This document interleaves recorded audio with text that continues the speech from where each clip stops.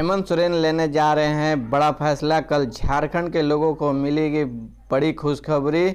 झारखंड के मुख्यमंत्री हेमंत सोरेन युवाओं के बड़ी खुशखबरी देने वाले हैं। सीएम की अगुवाई वाली राज्य मंत्रिपरिषद की बैठक में इस बार झारखंड में निजी क्षेत्र में 75% आरक्षण देने को लेकर नियमावली को स्वीकृति प्रदान की जा सकती है। झारखंड में रोड टैक्स जुर्माना माफ, वाहनों मालिकों को बड़ी खुशखबरी। हेमंत सरकार का बड़ा फैसला। कोविड के बढ़ते प्रभाव के दौरान जब वाहनों का परिचालन बंद कर दिया गया था, उस दौरान का रोड टैक्स को माफ करने के संबंधित आदेश अब जारी हो गया है। पिछली कैबिनेट में इससे संबंधित निर्णय लिया गया था लेकिन आचार संहिता लागू होने के कारण इस सार्वजनिक नहीं किया गया। अब जाकर परिवहन विभाग ने इससे संबंधित विज्ञापन जारी कर लोगों को जानकारी दी है कि बताया गया कि 15 जुलाई 14 अगस्त तक रोड टैक्स माफ और इस दौरान के जुर्माने का रकम माफ करने के लिए आवेदन किया जा सकता है। नियमानुसार परिवहन विभाग में किसी भी तरह के पर जुर्माना का दुगना लगता है। इस तरह से यही एक बड़ी राहत प्रदान की गई है कि यात्रियों बसों के संचालक, स्कूल बसों के संचालक आदि इसके लिए लगातार मांग रहे थे। परिवहन विभाग ने आम सूचना जारी का कोरोना महामारी के पहले और दूसरे फेज के रोकथाम का प्रसार को नियंत्रित करने का उद्देश्य के राज्य के वाहनों के परिचालन पर रोक। रांची के पिठोरिया में सड़क हादसा, बच्ची समेत 2 लोगों की हुई मौत। इनमें एक हटिया थाना क्षेत्र के 8 वर्षीय के बच्ची चिक्की कुमारी के घटना स्थल पर ही मौत हो गई है। वह अपने पिता के साथ मोटरसाइकिल से जा रही थी। इसी हादसे में रामगढ़ के पतरातू थाना क्षेत्र के रहने वाले सोनू कुमार का इलाज के दौरान रिम्स में मौत हो गई। खुशखबरी, झारखंड में एक साथ 10,000 युवाओं को मिलेगी नौकरी। हेमंत सोरेन देंगे नियुक्ति पत्र। झारखंड के युवाओं के लिए खुशखबरी है कि दरअसल झारखंड के हेमंत सोरेन सरकार 10,000 युवाओं के एक साथ नियुक्ति पत्र देने वाली है।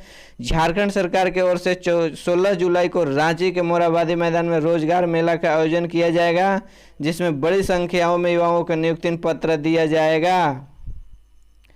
इस संबंध में झारखंड के श्रम नियोजन में मंत्री सत्यानंद भोक्ता ने कहा कि विभिन्न कंपनियों में झारखंड के युवाओं को रोजगार दिलाने के लिए राज्य सरकार रोजगार मेला का आयोजन कर रही है। इस रोजगार मेला में शैक्षणिक योग्यता के आधार पर नौकरी और उसी के अनुसार वेतन दिया जाएगा। देश के दूसरे राज्य को कंपनियों भी मिलाकर रोजगार। सत्यानंद भोक्ता ने कहा कि 40,000 रुपये के वेतन के लिए 75% स्थानीयों को रोजगार मिलेगा। उन्हें दावा यह है कि अभी शुरुआत, आगे ही झारखंड में बड़ी संख्या के युवाओं को रोजगार देने का काम जारी रहेगा। झारखंड में घरेलू गैस सिलेंडर की बढ़ती कीमतों का असर दिखने लगा है।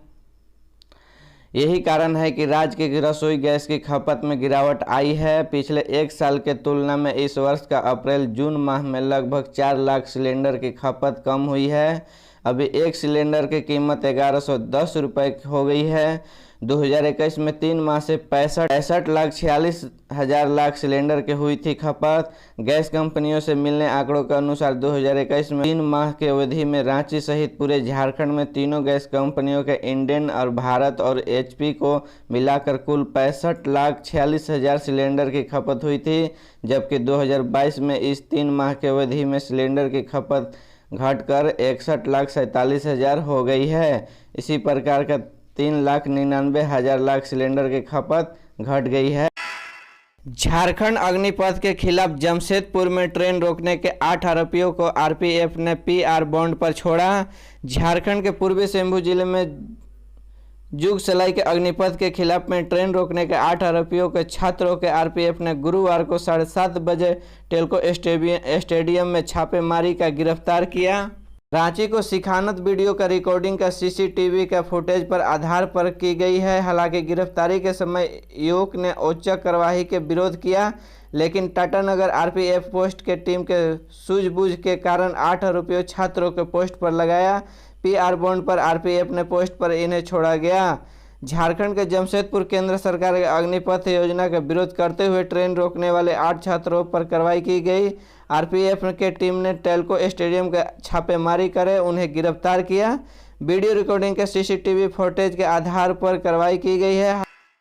झारखंड पत्थर खनिज लीज के मामले में सुनवाई आज चुनाव आयोग का सुनेगा सीएम सोरेन का पक्ष। झारखंड के पत्थर पत्थर खनन लीज मामले में मुख्यमंत्री हेमंत सोरेन की तरफ से आज 3 बजे उनका पक्ष रखा जाएगा। पिछली सुनवाई में उन्होंने दलील रखने के लिए आयोग का समय मांगा था।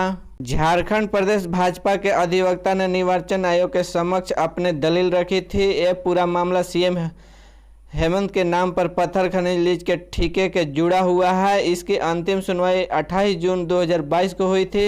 अंतिम सुनवाई के बाद बीजेपी के अधिवक्ता का सीएम पर लगे आरोपों के सही बताया था।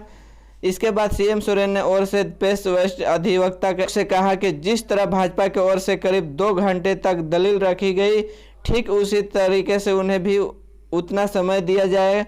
उन्होंने कहा कि यह सुनवाई मुख्यमंत्री हेमंत सोरेन पर आरोप है कि उन्हें विभाग में मंत्री होते हुए अपने नाम पे खनन लीज आवंटित कर लिया है। खनन लीज के रांची जिले के अनगाड़ा क्षेत्र में आवंटित की भाजपा की राष्ट्रीय उपाध्यक्ष राज्य के पूर्व मुख्यमंत्री रघुवंश ने कुछ महीने पहले मीडिया के सामने यह कर दिया था।